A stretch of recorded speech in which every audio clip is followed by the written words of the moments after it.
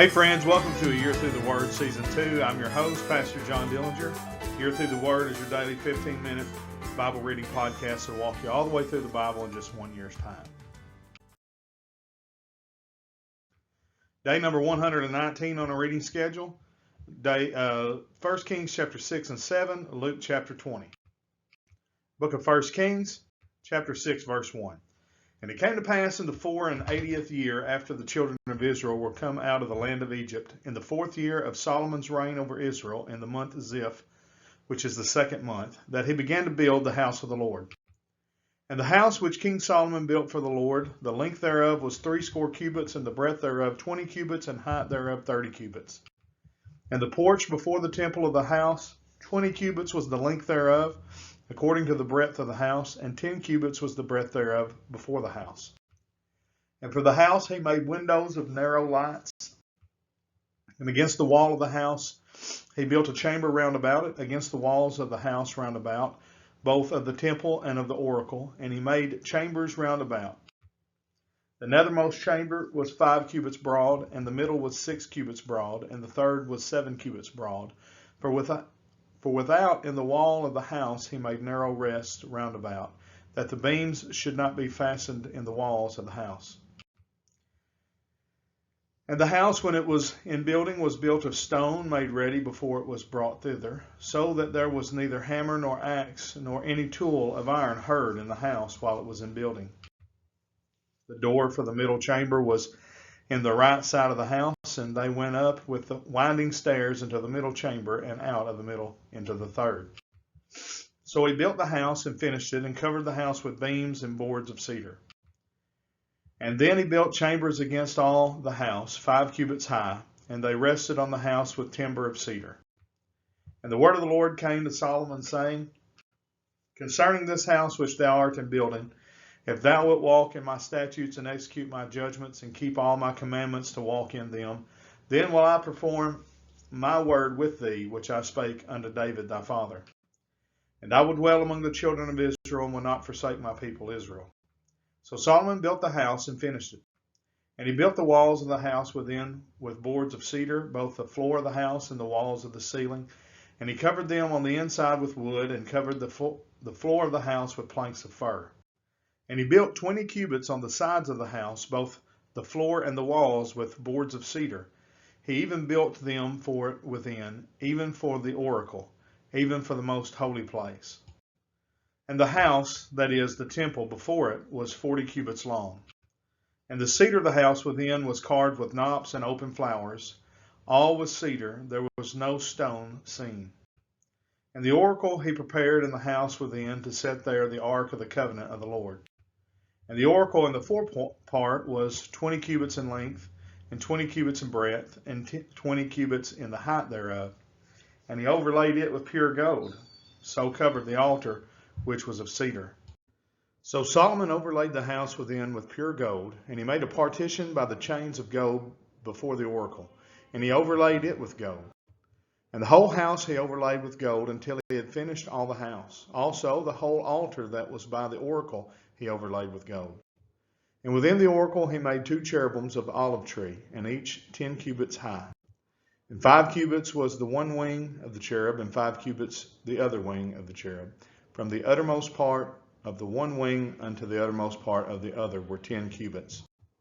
And the other cherub was 10 cubits. Both the cherubims were of one measure and of one size. The height of the one cherub was 10 cubits, and so it was of the other cherub. And he set the cherubims within the inner house, and they stretched forth the wings of the cherubims, so that the wing of one touched the one wall, and the wing of the other cherub touched the other wall. And their wings touched one another in the midst of the house. And he overlaid the cherubims with gold. And he carved all the walls of the house round about with carved figures of cherubims and palm trees and open flowers within and without. And the floor of the house he overlaid with gold within and without. And for the entering of the oracle he made doors of olive tree. The lintel and the side posts were a 5th part of the wall. The 2 doors also were of olive tree, and he carved upon them carvings of cherubims and palm trees and open flowers, and overlaid them with gold, and spread gold upon the cherubims and upon the palm trees. So also made he for the door of the temple posts of olive tree, a fourth part of the wall. And the two doors were of fir tree. The two leaves of the one door were folding, and the two leaves of the other door were folding. And he carved thereon cherubims and palm trees and open flowers, and covered them with gold fitted upon the carved work. And he built the inner court with 3 rows of hewed stone, and a row of cedar beams. In the 4th year was the foundation of the house of the Lord laid in the month Ziph. And in the 11th year, in the month Bul, which is the 8th month, was the house finished throughout all the parts thereof, and according to all the fashions of it. So was he 7 years in building it. Chapter 7, verse 1. But Solomon was building his own house 13 years, and he finished all his house. He built also the house of the forest of Lebanon. The length thereof was 100 cubits, and the breadth thereof 50 cubits, and the height thereof 30 cubits, upon 4 rows of cedar pillars with cedar beams upon the pillars. And it was covered with cedar above upon the beams that lay on 45 pillars, 15 in a row. And there were windows in 3 rows, and light was against light in 3 ranks. And all the doors and posts were square, with the windows, and light was against light in 3 ranks. And he made a porch of pillars. The length thereof was 50 cubits, and the breadth thereof 30 cubits, and the porch was before them, and the other pillars and the thick beam were before them. Then he made a porch for the throne where he might judge, even the porch of judgment. And it was covered with cedar from one side of the floor to the other. And his house where he dwelt had another court within the porch, which was of the like work. Solomon made also an house of for Pharaoh's daughter, whom he had taken to wife, like unto this porch. All these were of costly stones, according to the measures of hewed stones, sawed with saws, within and without, even from the foundation unto the coping, and so on the outside toward the great court. And the foundation was of costly stones, even great stones, stones of 10 cubits and stones of 8 cubits. And above were costly stones, after the measure of hewed stones and cedars. And the great court round about was with 3 rows of hewed stones, and a row of cedar beams, both for the inner court of the house of the Lord and for the porch of the house. And King Solomon sent and fetched Hiram out of Tyre. He was a widow's son of the tribe of Naphtali, and his father was a man of Tyre, a worker in brass, and he was filled with wisdom and understanding, and cunning to work all works in brass. And he came to King Solomon, wrought all his work. For he cast 2 pillars of brass, of 18 cubits high apiece, and a line of 12 cubits did compass either of them about. And he made 2 chapiters of molten brass to set upon the tops of the pillars. The height of the one chapiter was 5 cubits, and the height of the other chapiter was 5 cubits. And nets of checker work and wreaths of chain work for the chapiters which were upon the top of the pillars, 7 for the one chapiter and 7 for the other chapiter. And he made the pillars in 2 rows round about upon the one network, to cover the chapiters that were upon the top with pomegranates. And so did he for the other chapiter. And the chapiters that were upon the top of the pillars were of lily work in the porch, 4 cubits. And the chapiters upon the 2 pillars had pomegranates also above, over against the belly, which was by the network. And the pomegranates were 200 in rows round about and upon the other chapiter. And he set up the pillars in the porch of the temple. And he set up the right pillar and called the name thereof Jachin. And he set up the left pillar and called the name of there Boaz. And upon the top of the pillars was lily work. So was the work of the pillars finished. And he made a molten sea, 10 cubits from the one brim to the other. It was round all about, and his height was 5 cubits, and a line of 30 cubits did compass it round about. And under the brim of it, round about, there were knops compassing it, 10 in a cubit, compassing the sea round about. The knops were cast in 2 rows when it was cast. It stood upon 12 oxen, 3 looking toward the north, and 3 looking toward the west, and 3 looking toward the south, and 3 looking toward the east. And the sea was set above them, and all their hinder parts were inward. And it was an handbreadth thick, and the brim thereof was wrought like the brim of a cup, with flowers of lilies. It contained 2,000 baths. And he made 10 bases of brass. 4 cubits was the length of one base, and 4 cubits the breadth thereof, and 3 cubits the height of it. And the work of the bases was on this manner. They had borders, and the borders were between the ledges. And on the borders that were between the ledges were lions, oxen, and cherubims. And upon the ledges there was a base above, and beneath the lions and oxen were certain additions made of thin work. And every base had 4 brazen wheels and plates of brass, and the 4 corners thereof had undersetters. Under the laver were undersetters molten at the side of every addition. And the mouth of it within the chapiter and above was a cubit, but the mouth thereof was round after the work of the base, a cubit and a half. And also upon the mouth of it were gravings with their borders 4 square, not round. And under the borders were 4 wheels, and the axle trees of the wheels were joined to the base, and the height of a wheel was a cubit and a half of a cubit. And the work of the wheels was like the work of a chariot wheel. Their axle trees and their naves and their felloes and their spokes were all molten.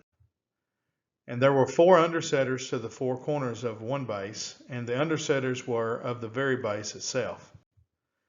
And in the top of the base was there a round compass of half a cubit high, and on the top of the base the ledges thereof and the borders thereof were of the same. For on the plates of the ledges thereof and on the borders thereof he graved cherubims, lions, and palm trees, according to the proportion of every one, and additions round about. After this manner he made the 10 bases. All of them had 1 casting, 1 measure, and 1 size.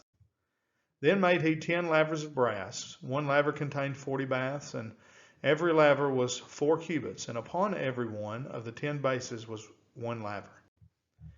And he put 5 bases on the right side of the house, and 5 on the left side of the house. And he set the sea on the right side of the house, eastward over against the south. And Hiram made the lavers and the shovels and the basins. So Hiram made an end of doing all the work that he made King Solomon for the house of the Lord. The 2 pillars and the 2 bowls of the chapiters that were on the top of the 2 pillars, and the 2 networks to cover the 2 bowls of the chapiters which were upon the top of the pillars, and 400 pomegranates for the 2 networks, even 2 rows of pomegranates for 1 network, to cover the 2 bowls of the chapiters that were upon the pillars, and the 10 bases and the 10 lavers on the bases, and 1 sea and 12 oxen under the sea, and the pots and the shovels and the basins, and all these vessels which Hiram made to King Solomon for the house of the Lord were of bright brass. In the plain of Jordan did the king cast them, in the clay ground between Succoth and Zarthan. And Solomon left all the vessels unweighed, because they were exceeding many, neither was their weight of the brass found out. And Solomon made all the vessels that pertain unto the house of the Lord, the altar of gold, and the table of gold, whereupon the showbread was, and the candlesticks of pure gold, 5 on the right side, 5 on the left, before the oracle, with the flowers and the lamps and the tongs of gold, and the bowls and the snuffers and the basins and the spoons and the censers of pure gold, and the hinges of gold, both for the doors of the inner house, the most holy place, and for the doors of the house, to wit, of the temple. So was ended all the work that Solomon made for the house of the Lord. And Solomon brought in the things which David his father had dedicated, even the silver and the gold and the vessels did he put among the treasures of the house of the Lord. Book of Luke, chapter 20, verse 1. And it came to pass that on one of those days, as he taught the people in the temple and preached the gospel, the chief priests and the scribes came upon him with the elders, and spake unto him, saying, Tell us, by what authority doest thou these things? Or who is he that give thee this authority? And he answered and said unto them, I will also ask you one thing, and answer me. The baptism of John, was it from heaven or of men? They reasoned with themselves, saying, If we shall say from heaven, he will say, Why then believed ye him not? And if we say of men, all the people will stone us, for they be persuaded that John was a prophet. And they answered that they could not tell whence it was. And Jesus said unto them, Neither tell I you by what authority I do these things. Then began he to speak to the people this parable. A certain man planted a vineyard, and led it forth to husbandmen, and went into a far country for a long time. And at the season he sent a servant to the husbandmen, that they should give him of the fruit of the vineyard. But the husbandman beat him, and sent him away empty. And again he sent another servant, and they beat him also, and entreated him shamefully, and sent him away empty. And again he sent a third, and they wounded him also, and cast him out. Then said the Lord of the vineyard, What shall I do? I will send my beloved son. It may be they will reverence him when they see him. But when the husbandmen saw him, they reasoned among themselves, saying, This is the heir. Come, let us kill him, that the inheritance may be ours. So they cast him out of the vineyard and killed him. What therefore shall the Lord of the vineyard do unto them? He shall come and destroy these husbandmen, and shall give the vineyard to others. And when they heard it, they said, God forbid. And he beheld them and said, What is this then that is written? The stone which the builders rejected, the same has become the head of the corner.